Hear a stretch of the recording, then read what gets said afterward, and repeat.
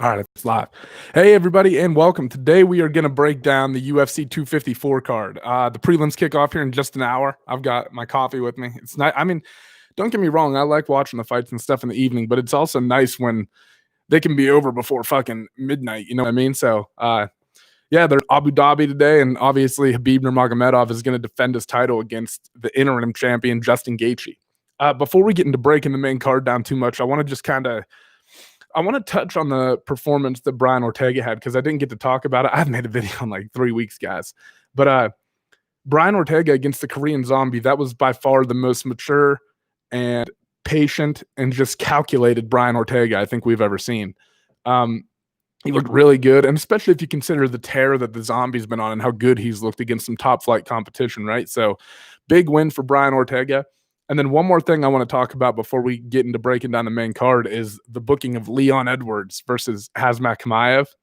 Man, that you want to talk about a guy who has ascended the UFC. I mean, he's already fighting Leon Edwards, who is undoubtedly one of the top welterweights in the rankings and in the world, right? And in my mind, he's very well-rounded, got very good wrestling, very good striking, and it will undoubtedly be the toughest test of Chimaev's career. And he's gotten here after only 3 UFC fights. And you got to think that if he goes in and somehow can defeat Chimaev in dominant fashion, or if Chimaev can defeat Edwards in dominant fashion, that it's going to put him right in the title mix immediately. You know what I mean? I mean, this is sort of similar to what happened to Cody Garbrandt, maybe a little bit faster though, right? And Dana White seems even more hyped up on this guy. So big fight coming up for Chimaev. I think that fight's going to be on December 19th. It looks like it's going to be the headliner.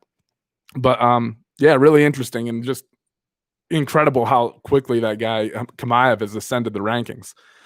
But all right, let's get quickly into breaking this main card down, right? Because like I said, the prelims start in an hour. The first fight is going to be number 11 ranked Magomed Ankalaev versus young Cutelaba. And this is a light heavyweight bout. And this is a fight that they've tried to make several times. I think young Cutelaba tested positive for COVID, and then he tested positive for it again, and they've been moving this bout around a few times, right? And they finally got it scheduled. And the reason that so many people are excited about this fight, it's a great one to kick off the main card, by the way, is because the first fight ended pretty controversially, right? A lot of people kind of think that they debate whether young Cutelaba was playing possum because Magomed Ankalaev was landing these big shots on him, seemingly, and young Cutelaba, I think, after rewatching it, was pretending to be hurt to try to draw Ankalaev in or just for show or whatever, you know?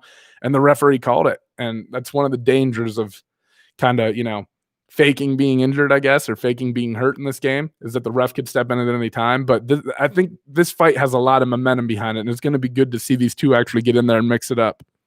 I think that from a technical perspective, and just if you look at all the tools in his toolbox, Magomed Ankalaev has an advantage in this fight. His only loss is against Paul Craig, and that was in his, I don't know if it was his UFC debut, but it was one of his earlier UFC fights, and he lost with 1 second left in the fight. He tapped to a triangle at like the 4:59 mark or something like that in the 3rd round. So, and in the first fight, it just looked like Magomed Ankalaev was a little bit cleaner in the striking department, right? Young Cutelaba, though, brings that power, man. And he's got good boxing and he's got good wrestling. And he's a well-rounded martial artist as well. I just think that when they start mixing it up, the longer that the fight goes on, especially as you start getting into rounds 2 and 3, you're going to start really seeing some of the technical details of Ankalaev's game work their way out, and they'll start to shine through. And I think he's going to pick up a decision win in this one. I think finishing young Cutelaba might be kind of hard, but I think if Cutelaba wins this fight, he likely wins by knockout. All right, moving on. We've got number 5 ranked Lauren Murphy versus Lilia Shakirova in a women's flyweight bout. And this fight was originally supposed to be scheduled between Lauren Murphy and Cynthia Calvillo, and I can't remember why Cynthia Calvillo had to pull out, but she's out of this fight, and Lilia Shakirova is stepping in, and she's the first female fighter from Uzbekistan to ever enter the octagon.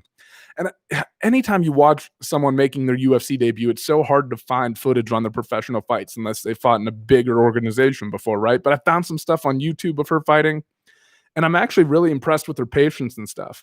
Right? She's got good striking, good boxing, mixes leg kicks in, good wrestling. She's a well-rounded martial artist. And what I really liked about her is that she was patient in her fights. and she was able to draw some of the offense of her opponent out and then counter with her own offense, right, and find these openings. So I like that. The question is going to be, is that patience going to, is it going to translate to the UFC octagon when you're making your debut and the bright lights are on and you got those octagon jitters and stuff, and you're fighting a girl in Lauren Murphy, who this is not her first time, or this isn't her first rodeo, right? She's been in the UFC for a while. She's riding a 3-fight win streak over, who's the first person she beat? I can't, but most recently she beat Roxanne Modafferi, and before that picked up a split decision win, close fight over Andrea Lee. It's just, I have such a hard time picking against Lauren Murphy in this fight simply because of the UFC experience. I think that when you put so much time in the cage, it just pays off. Now, don't get me wrong. Shakirova could come in here and, look amazing and go and, like I said, and implement her game plan, draw offense out of Lauren Murphy and just fight a really calculated fight and make this a close fight, right? Maybe pick up a decision win. But it's so hard to bet against somebody who has UFC experience, and especially someone who's beaten some of the top girls in her division and who was slated to fight a girl in Cynthia Calvillo. So I think that for Lauren Murphy, this is probably, again, it's so hard to say this because you're unsure until Lilia gets into the octagon, but I'm guessing that this is going to be Lauren Murphy is going to be fighting somebody who's a little bit less talented than her previous competition, in my estimation of things, and Lilia is going to be fighting somebody who's probably a lot more talented than any of the girls she's ever seen. So for that reason, it makes it hard to pick Lilia in this fight, but we'll see. I'm going with Lauren Murphy by decision in this one. All right, next we move on to a middleweight bout between Jacob Malkoun and Philip Hawes. And Jacob Malkoun is actually one of the primary training partners of Robert Whittaker, who's the co-headliner in today's fights if you're in the U.S., right? By the way, I think they start at 11 a.m. Eastern time, the prelims do, and then the main card kicks off at 2. So anyway, this Malkoun guy, a lot of people are talking about him, man. They're very excited about him. He's a purple belt in jiu-jitsu. He's won some local fight or some competitions over in Australia, and he's got really good boxing and mixes his leg kicks in well. I've said this several times, but there are a lot of people on this card who are just, they're well-rounded martial artists. They really have complete games, and Malkoun is one of those guys. I think his game needs a lot of refining, though. I think he's still very raw. And he's fighting a guy in Philip Hawes who made his debut on the Contender Series against Julian Marquez and suffered that brutal head kick knockout, right? Goes out, collects a couple more wins, and comes back onto the Contender Series and gets a first-round knockout of his own and earns himself a UFC contract. So this is technically going to be the UFC debut for both Philip Hawes and Jacob Malkoun, right? So they might both be dealing with those octagon jitters. And this is a tough fight to pick, in all honesty, because Malkoun's style is so much more patient, and he's not the guy who's going to flatline you with one punch. Watch me fucking say that, and he does it in this fight to Hawes. But he's going to put volume on you. And Hawes is one of those guys, very densely built, a lot of muscle, and he's very explosive, right? He's got good wrestling too. But I would imagine that the fight is going to favor Philip Hawes early on when all of his power is still there. And the game plan for Malkoun is going to be, I might be pronouncing his name wrong. The game plan for him is going to have to be to slow down and kind of wait for that initial wave from Philip Hawes to pass, and then he can start really opening up with volume and stuff. I think he still has to, you can't just let Hawes do whatever you want without resistance or anything, right? Like, you got to offer it. You got to be throwing punches in his face and keeping him from landing that power. One thing I want to talk about that I do think will be important in this fight, and it's going to be kind of similar in a way to the Cannonier and Whittaker fight, but one thing that both Malkoun and Whittaker do, they use their lead hand really well. And when guys are crashing into them, looking to land those power shots, they stick that lead hand out in their face and hit that jab, right? And it slows them down. It slows that progress down, and the shots don't land as clean as a consequence. And it's not just like they're avoiding the power of the shot. They're also able to land some offense of their own and make the guy think about coming in like that again, right? So I think that from a technical boxing perspective and a technical striking perspective and just the patience that he'll exhibit, Malkoun has a real chance in this fight. But I kind of think Philip Hawes is going to get it done. I kind of think just the adversity of losing on the Contender Series and kind of that's a big spotlight. That's a big spot to get into, right? And then to come back and win the way he did, I would imagine that he's made some adjustments in his game plan, maybe learned to slow things down a little bit. There's always a weird balance, right? When you get somebody who's gifted with this undeniable power, how you have to let them turn it loose, but you have to find ways to do it at appropriate times. So I think that's kind of what Hawes is going to have to try to figure out, even with his wrestling. Like, he has really good wrestling, but you'll notice that when he wrestles, he puts out a lot of energy. So it's going to be, like I said, I think that if this fight starts getting into the later rounds, it starts to favor Malcoon. But I think this is a really close fight with Hawes winning the earlier rounds and Malcoon winning the later rounds if Hawes isn't able to get him out of there. I think this could end up being like a split decision type fight. I think this is a really close fight if it goes the distance and if Hawes doesn't land his power. All right, moving on. We've got number 7 ranked Alexander Volkov taking off number 10 ranked Walt Harris in a heavyweight bout. And Walt Harris coming off that devastating knockout loss to Alistair Overeem in the second round, where in the first round he landed on Overeem, and I thought the fight was over. He hurt him bad, and Overeem was able to survive, come out in the second round and pick up a finish of his own. And you got Alexander Volkov, who is no stranger to fighting guys with massive power like Walt Harris, right? Like Greg Hardy, a lot of power. I mean, don't get me wrong. Walt Harris, Greg Hardy. Walt Harris is is a better martial artist than Greg Hardy on the whole, right? But it still brings a ton of power. Derek Lewis, who he was on the unfortunate end of that fight, right? He got knocked out in the third round after winning the whole fight. I kind of think that this fight also keep in mind Alexander Volkov has a lifetime of martial arts experience. He's a former Bellator heavyweight champion. I think that Volkov in this fight is going to be able to slow things down. And also think about his takedown defense in the Curtis Blades fight. I know he was taken down, but by the end of that fight, I've never seen Curtis Blades look that tired. Don't get me wrong, Blades won the fight, but he didn't make it easy for Blades. Like, his takedown defense and stuff is there regardless of how tall and long his limbs are and all that, right? He's got big knockout wins over guys like Stefan Struve. I like Alexander Volkov in this fight. I think Walt Harris's best chance is probably early on when he still has a lot of power. But I think that as the fight starts to wear on, if Volkov can maintain his range and, utilize some of his kicks and just keep Harris at bay with his jab and just fight a smart, intelligent fight, I think Alexander Volkov will get out of here with a decision win. If Walt Harris wins, I think it probably comes early. And I don't think that if Walt Harris gets into a 3-round, drag it out, technical sort of fight with Alexander Volkov, that he's going to come out on top. I think it's going to be a tough task to pull off. But Harris can absolutely finish this guy, which is what makes it exciting, right? And you've seen, like I said, with Derek Lewis, that this guy is susceptible to getting hit with big shots. So, interesting fight. I like Volkov, though. But don't be surprised if Walt Harris goes out there and flatlines him early on in the fight, or maybe in like the second-ish round. I think as it starts wearing into the third, it'll probably be one of those things where you can feel the inevitability of Volkov just winning a decision. But we'll see. We'll see. It's a great fight. All right, on to the co-main event. Robert Whittaker versus number 2 ranked Jared Cannonier.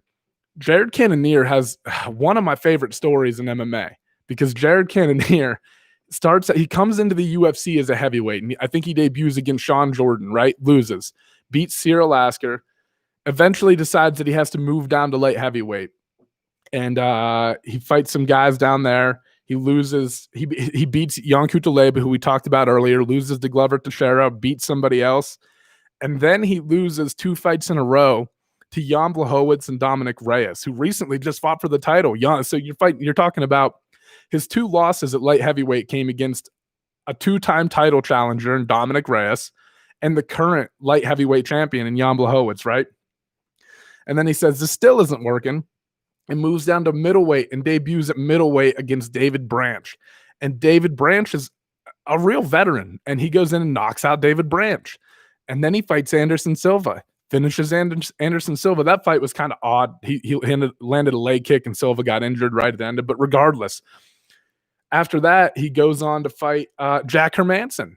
And after being taken down early in that fight, ends up rebounding and finishing Jack Hermanson. So after moving to 185, he's finished 3 guys all within 2 rounds. And if you just look at his physique, he's supposed to be at 185. How he was fighting, he looks so much better now at 185 than he did when he was fighting at heavyweight or light heavyweight. I mean, he's fucking shredded, and his power's still there, and his speed looks better. And I think he's really matured as a martial artist. I think he's got, when you look at his fight against Hermanson, I think he stayed patient in bad situations and was able to find the opening to get the win. Now, the problem is that he's fighting Robert Whittaker. And Robert Whittaker is a guy who, before his loss to Israel Adesanya, when he lost the crown, he was riding a 9-fight win streak, had beat guys like Yoel Romero, right? And he's just, Robert Whittaker is so well-rounded. And we talked about this that Malcoon does earlier. Well, Robert Whittaker uses his lead hand really fucking well. He'll mix it up. He'll go to the body with it. He'll change up the timing on it. He'll hit you from different angles with it. And it keeps his opponent guessing. And when you're fighting a guy like Cannonier, who like I said, Cannonier has a lot of power, right? When he's trying to come in like that, you can stifle some of his offense with your lead hand. I think Whittaker will be able to do that. He uses side kicks really well. I think that Jared Cannonier has grown a lot. I think his striking has come a long way, but I still don't think that Cannonier has all of the tools that Whittaker has. Like, I think that Whittaker, the variety that he'll, don't get me wrong, I think Cannonier absolutely won. This fight is a toss-up. Cannonier brings undeniable power to this. His boxing looked good in his last fight. He's been mixing in leg kicks. I just don't think he has the variety of attacks that Robert Whittaker has. And I think that you're going to start to see that, just like the little technical things and just the things that Whittaker's able to pull off. I think Cannonier is going to struggle with that, and he's going to get overwhelmed. I think Whittaker can end up finishing Cannonier in this fight or picking up a pretty dominant decision win, but I just don't think that Cannonier is going to be able to go tit for tat with Whittaker in terms of pure technique. I think that if Cannonier wants to win this fight, he has to hurt Robert Whittaker at certain moments, right? And make Whittaker hesitant to come in with his own offense. But the hard part about doing that to Robert Whittaker too, though, is the fact that Robert Whittaker has fought guys like Yoel Romero, and he's been hurt bad. So he's proven to you that he can battle through adversity, right? So if he gets hurt, it's not like, but then he got knocked out by Adesanya. So it's like, I don't know, man. This is a really tough fight to pick, but I like Whittaker. Like I said, I just think he has more tools in the toolbox, and I think he'll fight a little bit of a more technical fight. I think you're going to really see the layers to Whittaker's game compared to those of Cannonier's, but Cannonier undoubtedly has a chance to win this fight. All right, finally, we're at the main event, the 155-pound title. The champion, Khabib Nurmagomedov, is going to defend against Justin Gaethje, the current interim champion. So title unification bout, a lot on the line in this one. And it's hard to talk about Khabib because his game plan is so obvious. You know what he's going to do. He's going to go in, try to get you up against the cage. He's going to try to take you down, and then he's going to try to beat the fuck out of you until you either quit or he submits you. And so far, nobody has been able to stop it. There are people like Conor McGregor won a round, and he looked pretty good defensively in the first round. But as these grappling exchanges that you get into with this guy start to get extended and drawn out, he almost always comes out on top in them, right? So the thing about this fight, though, is you've got a guy in Justin Gaethje with a very strong wrestling background, right? Been wrestling his whole life. And he's used to people trying to just take, I shouldn't say used to, because he's been fighting MMA for a while now. He's been away from probably pure wrestling for a while. I'm sure he gets after it in the practice room and shit, though. But he's used to people only trying to take him down, right? Which is something that I don't know if Khabib's ever fought anybody with Justin Gaethje's wrestling pedigree before. And I'll tell you what, guys, I kind of thought that when I thought about the Conor and Khabib fight, I picked Conor. And I kind of thought that Conor would be able to win just because his striking was so precise. And I was dead wrong, right? Like Conor, like I said, found little moments of success, but got his ass beat overall. Justin Gaethje, however, doesn't have that same type of striking style that Conor McGregor has. Justin has, his performance against Tony Ferguson, I can't say enough good things about it. The way he was rolling and just picking his shots and cutting those angles, he looked fucking amazing. His footwork was on point. He was always in position. The only thing that he did was earlier on in the fight, he was loading up on his shots and really he was overextending on stuff to try to land power. That's something that I think is in Justin Gaethje's nature that might be and I know I'm all over the place talking about all this, right? But that's something in Justin Gaethje's nature that could be detrimental to him in this fight. If you overextend on things, like if he starts tagging Khabib and getting excited and trying to kill him with all the shots, like Trevor Whitman told him, like, take 10% off your shots. If you overextend against a wrestler, especially a wrestler like Khabib, that tiny window that you give him, he's going to take advantage of it and he's going to grab a hold of you. And that is what, if he gets a hold of you, I think everybody kind of agrees that the fight's not going to go your way, right? This fight's not going to go Justin's way if Khabib pins Justin up against the cage. But Conor, like I said, his striking is it's from a little bit of a longer range. His stance is a little bit wider, whereas Justin's stance will be a little bit more boxing. It will be a little bit more square. Justin's also much more comfortable, I think, in close quarters than Conor is. He's able to deal damage in close quarters. He'll be standing right in front of you. You guys will be fighting in a phone booth, and he'll snap those leg kicks in. It's like, how the fuck is he landing those? The way that he's able to turn his hips over and land that, I think that'll be important too.